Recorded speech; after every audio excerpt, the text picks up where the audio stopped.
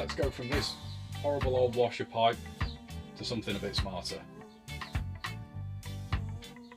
I've got the jets here. I need to come down along the engine bay to my new washer bottle with a pump right there.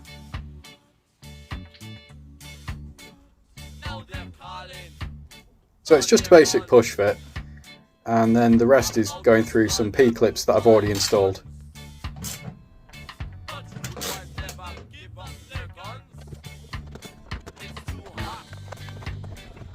Threading it through that hole took forever, and now I'm just making sure I've got enough length for the washer jets. Can tell them what to do.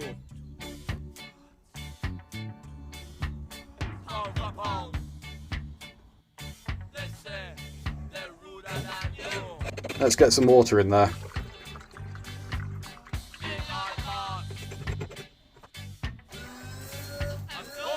And a quick test shows that it works.